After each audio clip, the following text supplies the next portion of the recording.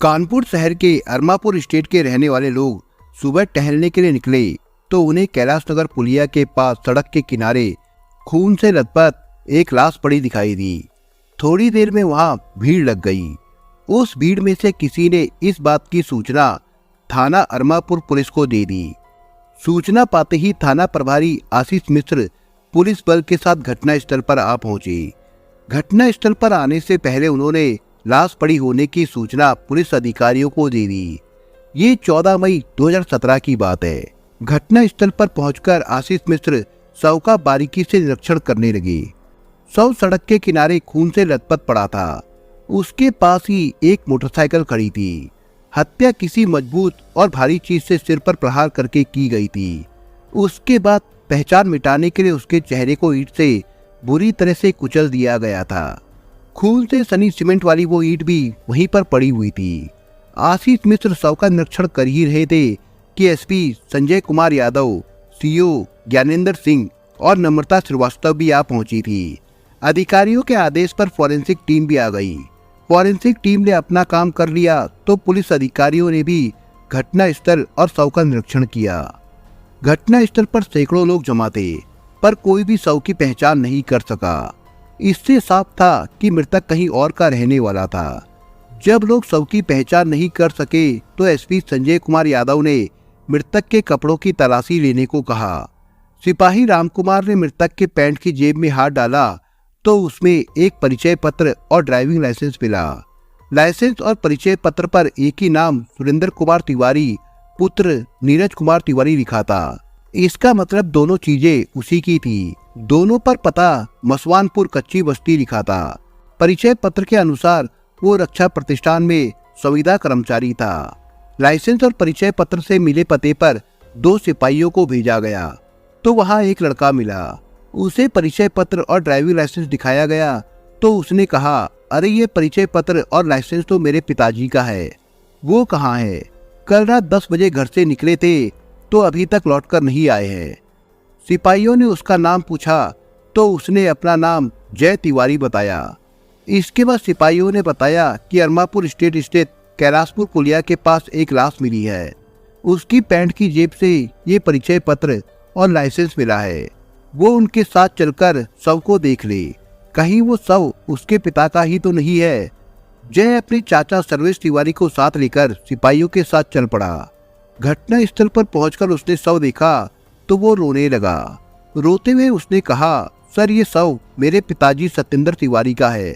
पता नहीं किसने इनकी हत्या कर दी है। जय के साथ आए उसके चाचा सर्वेश ने भी शव की पहचान अपने भाई सत्येंद्र तिवारी के रूप में कर दी थी। घटना स्थल पर मृतक का बेटा और भाई आ गए थे, लेकिन उसकी पत्नी अभी तक नहीं आई थी।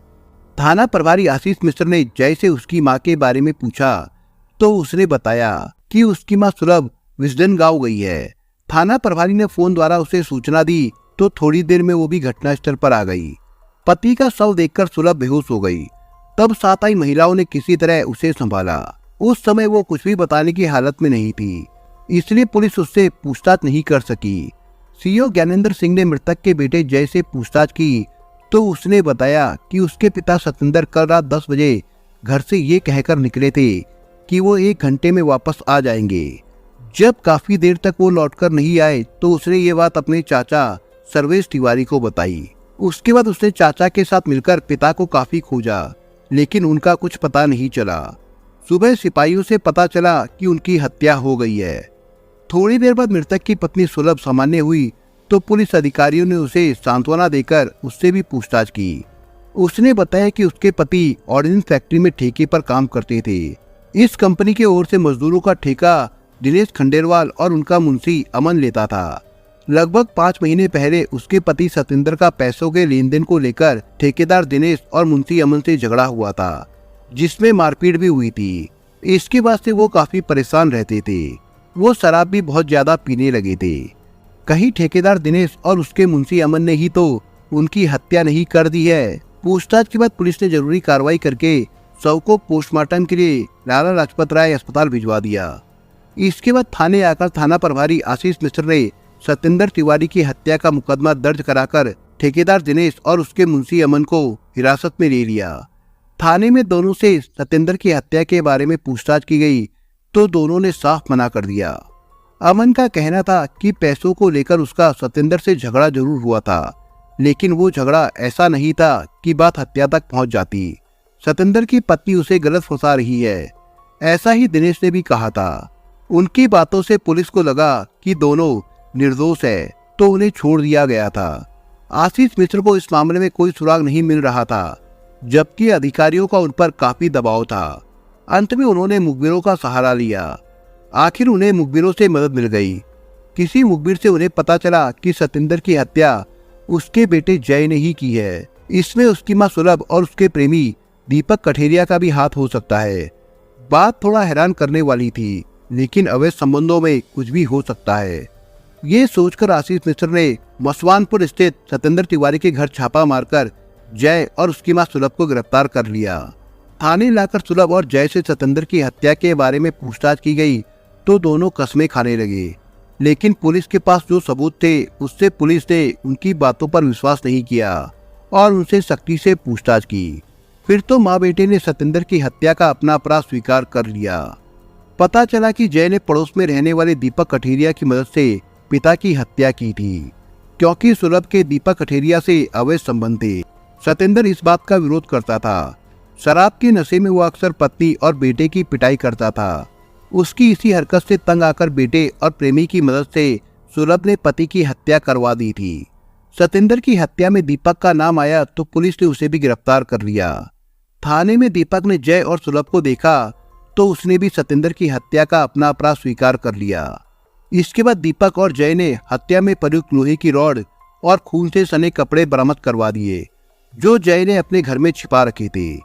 सभी से पूछताछ में सतेंद्र तिवारी की हत्या की जो कहानी सामने आई वो इस प्रकार से थी। कानपुर शहर से 40 किलोमीटर दूर जीटी रोड पर एक कस्बा बसा है, बिल्हौर। इसी कस्बे से कुछ दूरी पर एक गांव है, विजडन। ब्राह्मण बाहुल्य इस गांव में रमेश चंद्र दुबे अपने परिवार के साथ रहते थे। उनके परिवार में पत्नी के अलावा 2 बेटियां सुभी और सुलभ तथा एक बेटा अरुण था। रमेश चंद्र दुबे अध्यापक थे। उनके पास खेती की थोड़ी जमीन थी। इस तरह उनका गुजर बसर आराम से हो रहा था। बड़ी बेटी सुभी की शादी उन्होंने कन्नौज में की थी। इसके बाद सुलभ शादी लायक हुई तो कानपुर शहर में मसवानपुर बस्ती में रहने वाले नीरज तिवारी के बेटे सतेंद्र से उसकी शादी कर दी। सतेंद्र प्राइवेट नौकरी करता था। उसका रंग थोड़ा सांवला था और वो सुलभ से भी उम्र में बड़ा था। सुलभ काफी खूबसूरत थी, इसके बावजूद उसने कभी भी ऐतराज नहीं किया था। देखते देखते 5 साल कब बीत गए पता ही नहीं चला। इस बीच सुलभ 2 बच्चों जय और पारस की माँ भी बन गई। बच्चों के जन्म के बाद सतेंद्र की नौकरी ऑर्डिनेंस फैक्ट्री में संविदा कर्मचारी के रूप में लग गई। सतेंद्र को वहाँ ठीक ठाक पैसे मिल रहे थे, इसलिए घर में किसी तरह की कोई परेशानी नहीं थी। बच्चे बड़े हुए तो घर में रहने की परेशानी होने लगी। सतेंद्र बच्चों के साथ अलग मकान लेकर रहने लगा। सुलभ यही चाहती भी थी। बच्चे बड़े हुए तो खर्चा बढ़ा, जिससे घर में पैसों को लेकर तंगी रहने लगी। उसी भी सतेंद्र शराब पीने लगा। उसकी कमाई का एक हिस्सा शराब पर खर्च होने लगा था, तो घर में खर्चों को लेकर सुलभ परेशान हो गई। वो पति को शराब पीने को मना करती तो सतेंद्र उससे लड़ाई झगड़ा ही नहीं करता बल्कि मारपीट भी करता। इसका असर बच्चों की पढ़ाई पर भी पड़ने लगा था। एक दिन सतेंद्र के साथ एक युवक आया, जिसके बारे में उसने सुलभ को बताया कि ये उसका दोस्त दीपक कठेरिया है। वो भी मसवानपुर में ही रहता था। दोनों साथ साथ खाते पीते थे। दीपक ने खूबसूरत सुलभ को देखा तो पहली ही नजर में वो उस पर फिदा हो गया। दीपक देखने में सुंदर था और सुलभ से कम उम्र का था, इसलिए सुलभ भी उसकी ओर आकर्षित हो गई। दीपक उस दिन करीब 1 घंटे तक घर में रहा। इस बीच दोनों एक दूसरे को ताकते रहे। 1 हफ्ता भी नहीं बीता था कि एक दिन सतेंद्र फिर से दीपक को घर ले आया। उसका आना सुलभ को अच्छा लगा। बातों बातों में दीपक ने सुलभ का फोन नंबर ले लिया। इसके बाद दीपक ने बहाने से सुलभ को फोन किया तो उसने बातों में दिलचस्पी दिखाई। फिर तो दोनों में बातें होने लगी। एक दिन सुलभ घर में अकेली थी। वो आंगन में खड़ी अपने बाल सुखा रही थी। तभी दीपक आ गया। उस दिन वो दीपक को कुछ ज्यादा ही खूबसूरत लगी। उसकी निगाहें सुलभ के चेहरे पर जम गई। यही हाल सुलभ का भी था। अपनी स्थिति को भांपकर सुलभ ने चुप्पी तोड़ी। तुम तो मुझे ऐसे देख रहे हो जैसे पहली बार देखा है। इस तरह अकेली तो पहली बार देख रहा हूँ। इसके पहले तो चोरी चोरी देखना पड़ता था। आज खुलकर देखने का मौका मिला है। अब पता चला कि तुम कितनी खूबसूरत हो। ऐसा क्या है मुझमें जो मैं तुम्हें इतनी खूबसूरत लग रही हूँ? सुलभ ने दीपक की आंखों में आंखें डालकर पूछा। हीरे की परख जौहरी ही करता है। मैं बड़ा नसीब वाला हूँ जिसे तुम्हारी खूबसूरती देखने का मौका मिला है। वैसे आप बातें बहुत बनाने वाले हैं। बातों में उलझाकर आप मुझे फंसाना चाहते हैं। किसी की बीवी को फंसाने में तुम्हें डर नहीं लगता? ऐसा करते शर्म नहीं आती? कैसी शर्म? खूबसूरत चीज को कौन नहीं पाना चाहता?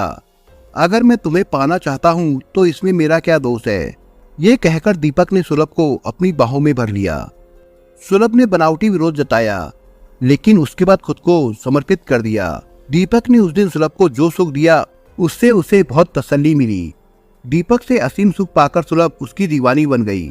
वो ये भी भूल गई कि वो 2 जवान बच्चों की माँ है। अवैध संबंधों का सिलसिला एक बार शुरू हुआ तो समय के साथ बढ़ता ही गया। ऐसे रिश्ते छिपे भी नहीं रहते। सतेंद्र को भी इसकी जानकारी हो गई। फिर तो वो सुलभ पर बरस पड़ा। मैं तुम्हारे बारे में क्या अनाप शनाप सुन रहा हूँ? मेरा नहीं तो कम से कम बच्चों का तो ख्याल किया होता। तुम्हें तो लड़ाई करने का बहाना चाहिए। मैंने ऐसा क्या गलत कर डाला जो लोग मेरे बारे में अनाप शनाप बक रहे हैं? सुलभ ने कहा। मुझे पता चला है कि दीपक मेरे घर पर नहीं रहने पर घर पर आता है। तुम मुझसे हंस हंस कर बातें करती हो। तुम्हारे दीपक के साथ नाजायज संबंध है। आखिर मेरी जिंदगी को नरक क्यों बना रही हो? नरक तो तुमने मेरी और बच्चों की जिंदगी बना रखी है। पत्नी और बच्चों को जो खुशियां चाहिए वो तुमने कभी नहीं दी। तुम जो कमाते हो शराब में उड़ा देते हो। दीपक हमारी मदद करता है तो उस पर इल्जाम लगाते हो। सुलभ अपनी बात पूरी भी नहीं कर पाई थी कि सुरेंद्र का गुस्सा 7वें आसमान पर जा पहुंचा। वो सुलभ को बेरहमी से पीटने लगा। पीटते हुए उसने कहा, मेरा खाती है और मुझसे ही जुबान लड़ाती है। इसके बाद ये रोज का नियम बन गया। देर रात सुरेंद्र नशे में धुत होकर आता और बात बेबात सुलभ से मारपीट करता। दोनों बच्चे जय और पारस माँ को बचाने आते तो वो उन्हें भी गालियां दे देता था और उनकी भी पिटाई करता। अब वो रात दिन नशे में डूबा रहने लगा। कभी काम पर जाता तो कभी नहीं जाता। वेतन कम मिलता तो वो ठेकेदार और मुंशी से भी लड़ने लगता। रोज रोज की मारपीट से सुलभ और उसका बेटा जय परेशान हो चुका था। आखिर उन्होंने सतेंद्र से छुटकारा पाने की योजना बना डाली। उस योजना में सुलभ ने अपने प्रेमी दीपक कठेरिया को भी शामिल कर लिया। दीपक इसलिए भी योजना में शामिल हो गया था क्योंकि सतेंद्र उसके संबंधों में बाधक बन रहा था। सुलभ की पिटाई उसे भी चुभती थी। योजना के अनुसार दीपक मसवानपुर स्थित पवन ऑटो से एक लोहे की रॉड खरीद लाया और मेडिकल स्टोर से एक पत्ता नशे की गोलियां भी। 12 मई 2017 को योजना के तहत सुलभ अपने मायके विजडन चली गई। अगले दिन रात 8 बजे सतेंद्र घर आया तो उसकी तबीयत ठीक नहीं थी। वो चारपाई पर लेट गया। तभी जय ने दीपक को बुला लिया। योजना के अनुसार जय ने जूस में नशीली गोलियां घोलकर पिता को दे दी।